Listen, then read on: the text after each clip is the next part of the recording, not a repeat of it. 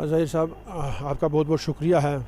आपने मुझे वक़्त दिया है कि मैं जो आवाम की जो मंगाई थी, उनकी जो मुतालबात थे, वो मैंने ऑनरेबल गवर्नर साहब एलजी साहब की नोटिस में लाए।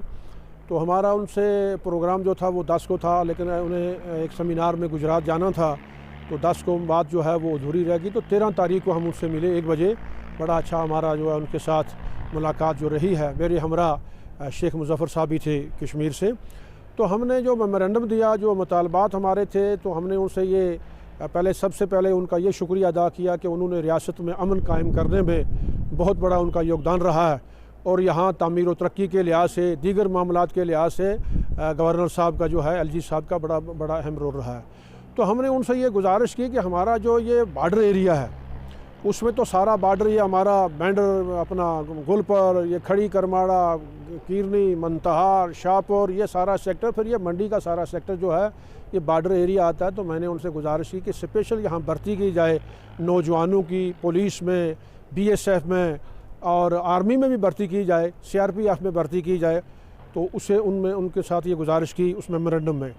दूसरा हमारा ये था कि हमारा ये बॉर्डर एरिया जो है, ख़ासकर तहसील मंडी, जहाँ अक्सर व बेशतर बर्फ़ानी इलाका, यहाँ जब बर्फ़बारी होती है, मौसम ख़राब होता है, तो यहाँ की बिजली जो है वो नादारद हो जाती है।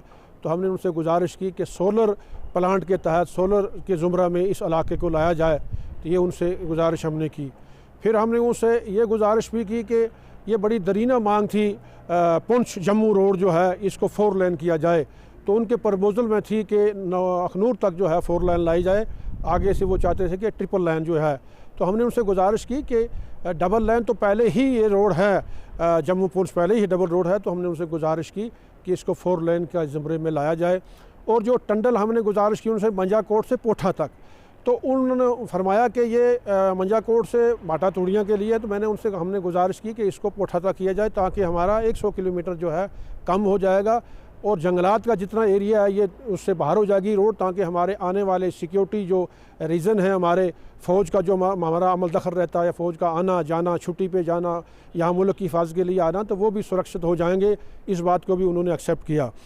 इसके साथ साथ हमने ये भी गुजारिश की कि बहुत दरीना अरसे से कुछ लोग बैठे हैं जो अपनी ज़िम्मेदारियाँ नहीं निभा रहे, चाहे वो किसी भी डिपार्टमेंट में हो, 32 में के 32 किसी भी डिपार्टमेंट में हो, जो जिनका टेनवर जो है 2 साल से ऊपर है, उनको यहाँ से ट्रांसफ़र किया जाए। अच्छे मुलाजमों को, अच्छे लोगों को मौका दिया जाए, ताकि वो आके अपनी ज़िम्मेदारी को समझें और लोगों की खिदमत करें। इसी के साथ साथ ज़हीर साहब, हमने उनसे ये गुजारिश भी की कि हमारे यहाँ अक्सर व बेशतर बहुत से तामीर तरक्की के काम हुए हैं, लेकिन बहुत सारे अधूरे हैं। कि हमारे 2020 और 21 और 22 और 23 की हमारी जो पेमेंटें थी पंचायत की, वो पेमेंटें जो हैं अभी तक पेंडेंसी जो है उसी तरह पड़ी हुई है, ताकि एमजी निरगा हो, कैपेक्स का पैसा हो, 14 का हो, ये सारी जो हमारी पेंडेंसी है उस पेंडेंसी को जो है ख़त्म किया जाए। तो ये भी उन्होंने एक्सेप्ट किया। इसके साथ साथ हमने उनसे एक और बड़ी अहम गुजारिश की कि मैंने बहैसियत साईं मीरा ट्रस्टी के उनसे गुजारिश की कि हमारी जो दरगाह है, जो बिला लिहाज मज़हब मिल्लत रंग व नस्ल ज़ात पात के यहाँ तमाम मज़ाहिब के लोगों की खिदमत करती है, वो चैरिटेबल ट्रस्ट है हमारा। तो आप वहाँ जब भी आएँ तो वहाँ तशरीफ़ लाएँ। उन्होंने इस दावत को कबूल किया और ये फरमा दिया कि मैं जो ही मौसम ठीक हो जाएगा, जब पुंछ की डिस्ट्रिक्ट डेवलपमेंट बोर्ड की मीटिंग में रिव्यू करूँगा, उसी दिन मैं साईं बाबा मीरा बख्श रहमतुल्लाह अलैह के दरबार पर हाज़िरी भी दूँगा, और ट्रस्ट के जो मसाइल, जो उस इलाके के मसाइल हैं, उनके कुर्ब जवार में लोगों के मसाइल हैं, उनको ऑन स्पॉट जो है मैं हल करूँगा।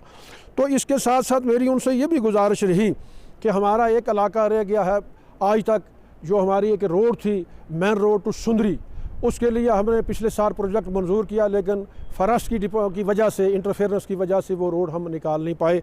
तो मैंने उनसे गुजारिश की कि उसमें ज़ाती तौर वो करें, तो उन्होंने फौरी तौर पर भी एक्शन लिया। मैं जनाब गवर्नर साहब का पुंछ की तमाम आवाम की तरफ से और ख़ासकर तहसील मंडी की तरफ से मैं उनका नहायत मशकूर व ममनून हूँ कि उन्होंने हमारी बातें सुनी अच्छे तरीके से। उसके साथ साथ मैंने ये भी उनसे गुजारिश की कि मेरा लड़का जो है 2020 का हिंदुस्तान का वो कप्तान, उसको मुकर्रर किया गया है। वो अपने मुल्क के लिए 4 सीरीज़ खेल के आया है, नेपाल के ख़िलाफ़ भी और वहाँ सिंगापुर में भी, दुबई में भी। तो वो चाहते हैं, उनकी टीम चाहती है, उनकी CEO चाहती है, चेयरमैन चाहती है कि हम हिंदुस्तान वर्सेस बांग्लादेश जम्मू में भी एक जो है क्रिकेट मैच का जो है इनकाद करें। तो इसके लिए मैंने उन टीम के लिए उनसे टाइम मांगा मैं उनका नहायत शुक्रगुजार और मशकूर और ममनून हूँ कि उनका इतना शेड्यूल टाइट प्रोग्राम था कि दिल्ली जाना था कल उनको, लेकिन उन्होंने उसी प्रोग्राम में से निकाल के उस टीम को मदऊ किया, उनके साथ बैठे और उनको पूरा इंश्योर किया कि यहाँ इस प्रोग्राम कराने के लिए, टूर्नामेंट करवाने के लिए रियासती जो हमारी इंतज़ामिया है वो पूरा इसमें सहयोग करेगी। तो इसके साथ साथ ज़हीर साहब, जहाँ तक पंचायतों का जो उनका पीरियड जो पूरा हो गया, इस सिलसिले में भी मैंने उनसे गुजारिश की।